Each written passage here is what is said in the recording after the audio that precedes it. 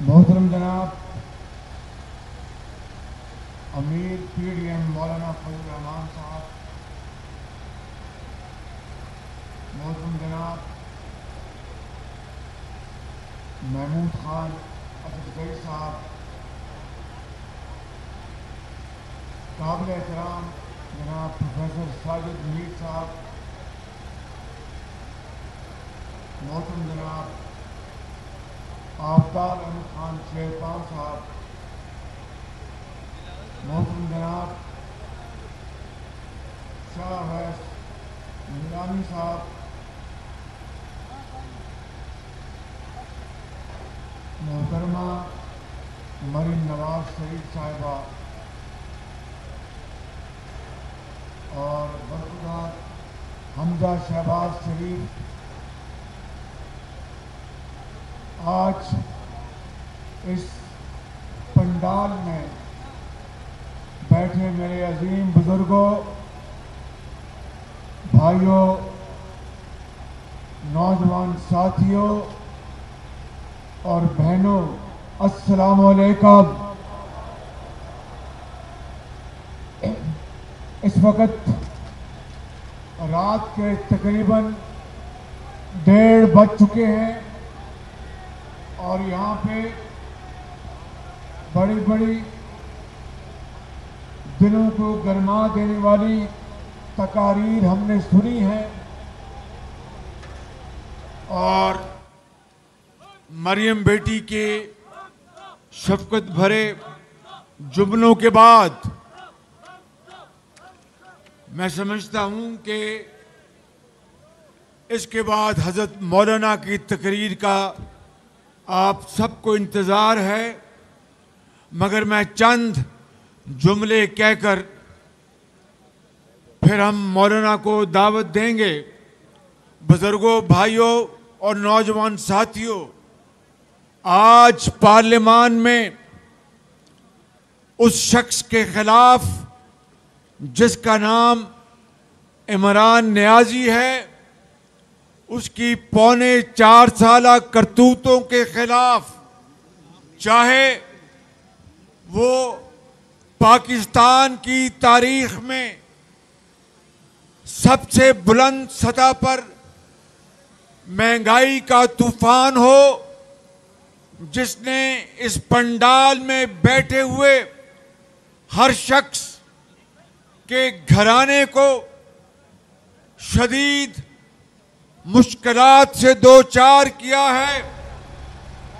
आप क्या कहेंगे? मैं जानता हूं कि मैंने नवाज शरीफ की लीडरशिप में पंजाब के करोड़ों आवाम की खिदमत दिन रात की, तो मुझे अच्छी तरह इल्म है कि करोड़ों लोग पाकिस्तान के अंदर आज उनको एक वक्त की रोटी मुयस्सर नहीं। पंजाब में अद्वियात अस्पतालों में फ्री थी और अस्पतालों में इलाज फ्री था, जो कि इस नियाजी के आने के बाद वो खत्म हो गया। ना दवाइयां फ्री हैं, ना इलाज फ्री है और माँ बाप के पास अपने गरीब बच्चों की तालीम के पैसे नहीं हैं।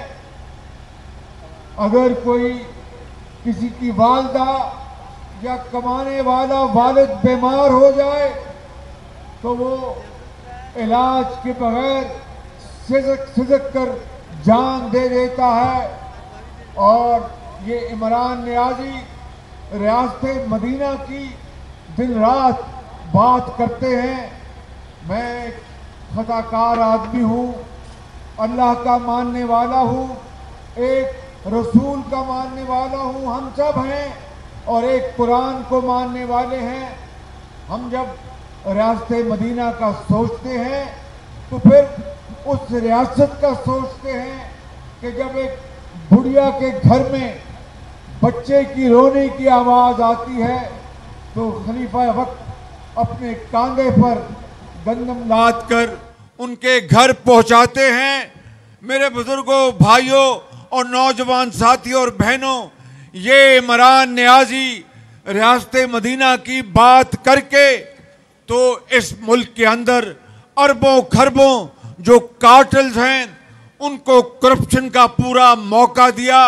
कभी कोई रियासत मदीना में ये सोच सकता था जब फारस फतह हुआ?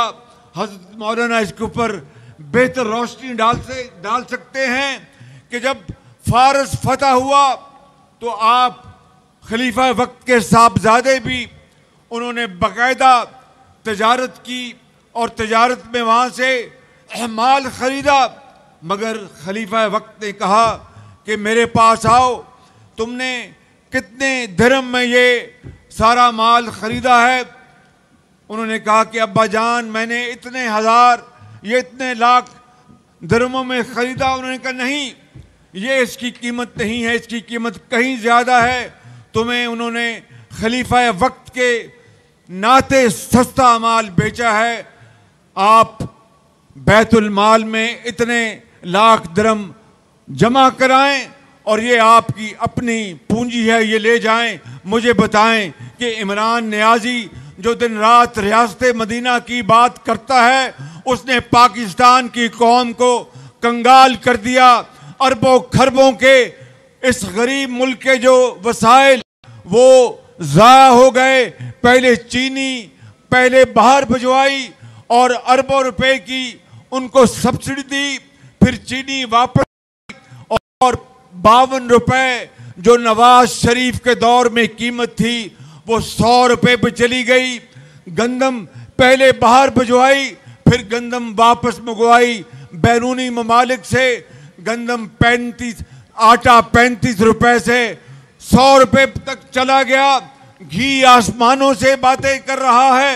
गरीब किधर जाए, गरीब के बच्चे किधर जाएं? मैं आपको यकीन के साथ कह सकता हूं कि नवाज शरीफ के दौर में महंगाई अपने कम तरीन सतह पे थी और परसों इन्होंने बल्कि कल यहाँ पर भाषण दिया खुददारी का और कहा कि मेरी हुकूमत को गिराने के लिए बैरूनी साजिशें हो रही हैं। मैं आपसे पूछता हूँ, यहाँ पर अंसार के यहाँ पर अजीम यहाँ पर मुजाहिद बैठे हैं, मैं आपसे पूछता हूँ कि क्या महंगाई जो है ये बैनुल-अक़वामी साजिश का नतीजा है? क्या गुर्बत जो है ये बैनुल-अक़वामी साजिश का नतीजा है? क्या इस मुल्क के अंदर एक बीमार माँ की इलाज ना होना क्या ये बैनुल-अक़वामी साजिश का नतीजा है?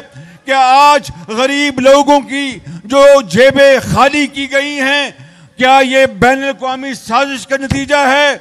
अगर नतीजा नहीं है बैनुल-अक़वामी साजिश का तो फिर ये इमरान नियाजी की नाअहली, ये करप्शन और बदतरीन बददियानती का नतीजा है। 4.25 साल इस गरीब कौम ने बर्दाश्त किया और फिर पार्लियामान में हमने फैसला किया कि 22 करोड़ आवाम की जो ख्वाहिशात हैं उनका मुतालबा है। हमने ये वोट ऑफ नो कॉन्फिडेंस या अदम एतमाद की तहरीक 8 मार्च को दाखिल की।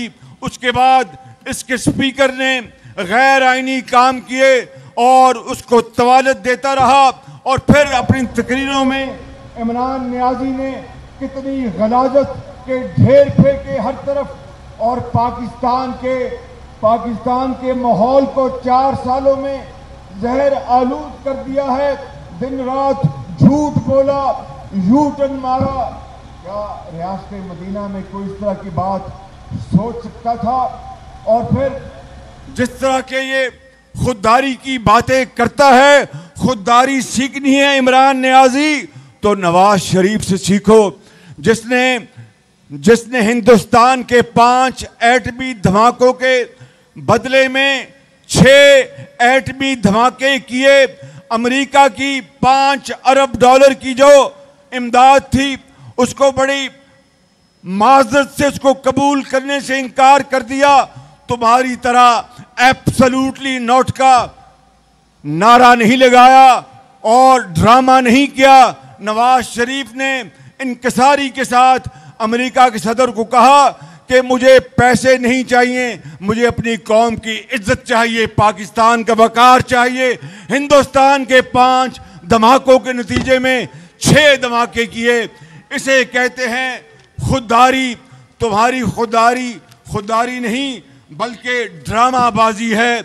उसके लिए मैं यही कहूँगा, खुददार नहीं खुदगर्ज हो तुम, खुददार नहीं खुदगर्ज हो तुम। इस कौम पर भारी कर्ज हो तुम, और इस कर्ज को हमें उठाकर बहरे हिंद में डुबोना होगा और पाकिस्तान को इसके हाथों से बचाना होगा। मेरे बुजुर्गों, भाइयों और नौजवानों, इसके लिए हमने ये तहरीक अदम एतमाद हमने पार्लियामान में पेश की है। आज उसका पहला मरला था, और फिर इतनी रऊनत, इससे बड़ा एहसान फरामोश शख्स पाकिस्तान की तारीख में नहीं पैदा हुआ। इससे ज्यादा मोशन कुश शख्स पाकिस्तान की तारीख में पैदा नहीं हुआ। और ना जाने हर तरह की जो बददियानती और खराबी इस शख्स में है। मैं आपको ये कहना चाहता हूं कि जो शख्स ये कहता था 3.5 साल पहले कि मोदी आएगा, कश्मीर का मामला हल हो जाएगा, और आपने देखा कि मोदी ने कश्मीर पर गासबाना कब्जा कर लिया, आर्टिकल 370 खत्म कर दिया। और नवाज शरीफ के उस दौर को याद करें जब 1999 में वाजपेयी लाहौर आए बस के जरिए, और फिर मीनारे पाकिस्तान गए, और वहाँ पर कहा कि जब पाकिस्तान बना था तो हमारे दिलों पर बहुत घाव लगे थे, लेकिन आज मैं मीनारे पाकिस्तान के सामने पाकिस्तान को मैं कबूल करता हूँ, मैं मानता हूँ। ये थी खुददारी, ये थी अजमत जिसको तुमने आज खाक में मिला दिया है। पाकिस्तान की करोड़ों अवाम को गुर्बत के अंधेरों में धकेल दिया है। मेरे बुजुर्गों, भाइयों और बहनों, हमने ये अज़्म एतमाद मैंने अपनी ज़ात के लिए नहीं किया, हज़रत मौलाना साहब ने अपनी ज़ात के लिए नहीं किया, महमूद खान अचकज़ई साहब ने बड़ी उम्दा तकरीर की, आइन की सुप्रीमेसी की, कोई शक नहीं, कानून और आइन की हुक्मरानी की। लेकिन मैं ईमानदारी से समझता हूँ कि कानून और आइन की हुक्मरानी ये साथ साथ चलती है। अवामी जो मुतालबा और आवाम की बुनियादी ज़रूरियात के साथ, अगर किसी के घर में रोटी नहीं है, बीमार माँ के लिए दवाई नहीं है, और तालिब बच्चों के लिए तालीम नहीं है, शीरखार बच्चे के लिए दूध नहीं है, तो उसको आइन और कानून समझ में नहीं आता। उसको आइन और कानून उसी वक्त समझ में आता है कि जब उसके घर में दाने होते हैं। जिसके घर में दाने हो उसके कमले भी सियाने होते हैं। ये एक बुनियादी हकीकत है, इसको झुठलाया नहीं जा सकता। मैं आपको ये कहता हूँ, यहाँ पर मेरे बुजुर्गों ने, भाइयों ने बड़े शानदार यहाँ पर आला बातें की हैं कि अगर जब इंशाअल्लाह ये अदम एतमाद कामयाब हो जाएगा तो उसके बाद क्या होगा। वाकई ये बहुत बड़ा चैलेंज होगा। छोटे हमारे जो सूबे हैं, चाहे वो बलूचिस्तान है, चाहे वो KPK है या दूसरे सूबे हैं, उनके हकूक उनको देना होंगे, इसमें कोई दो राय नहीं। पाकिस्तान एक वफाक है और सूबों ने मिलकर बनाया है, और वहाँ पर जहाँ पर गुर्बत है, जहाँ पर महरूमियाँ हैं, उनको ख़त्म करना होगा। रातों रात ख़त्म नहीं हो सकती, वक्त लगेगा, लेकिन खलूसे दिल के साथ और नीयत के साथ अगर हम कमर बस्ता हो जाएं तो मेरा ईमान है कि हम पाकिस्तान की किस्मत बदल सकते हैं और पाकिस्तान को उसका खोया हुआ मुकाम दिला सकते हैं। अक़वाम आलम में पाकिस्तान का झंडा बुलंद कर सकते हैं, मगर वो किस तरह होगा? वो बातों से नहीं होगा, वो मेहनत से होगा, मुसलसल मेहनत से होगा, पसीना बहाना होगा और दिन रात काम करना होगा और लोगों की खिदमत करनी होगी। वो किस तरह होगा मेरे बुजुर्गों, भाइयों? वो इस तरह होगा कि हो सदाकत के लिए जिस दिल में मरने की तड़प, पहले अपने हो सदाकत में जिस दिल में मरने की तड़प, पहले अपने पैकरे खाकी में जान पैदा करे और खाकिस्तर से हो सदाकत की जिस दिल में मरने की तड़प, पहले अपने पैकरे खाकी में जान पैदा करे, फूक डाले ये आसमाने, ये जमीन और आसमाने मुस्तआर, ये उधार का ये जमीन और आसमान, इसको पहले फूक डालो, इसको सवा बनाओ, फिर अपनी दुनिया आप बनाओ। फूक डाले ये जमीन आसमानों मुस्तआर और खाकिस्तर से आप अपना जहां पैदा करें, तब पाकिस्तान सही मानों में एक रिफाई मुमलिकत बनेगा, एक अजीम पाकिस्तान बनेगा, कायद का पाकिस्तान बनेगा और दुनिया में अपना नाम बनाएगा। ये मुमकिन है, इसके लिए मेहनत करना होगी। तमन्ना आबरू की है अगर गुलजार हस्ती में, तो कांटों में उलझकर जिंदगी करने की खू कर लो, और नहीं ये शाने खुददारी चमन से तोड़कर तुझको कोई दस्तार पर रख ले। पाकिस्तान जिंदाबाद, कायदे आजम जिंदाबाद।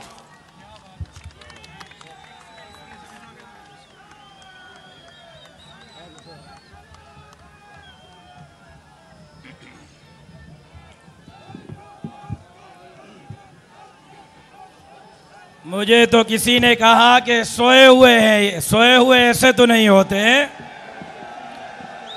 मुझे तो किसी ने कहा कि सोए हुए हैं, आप तो जाग रहे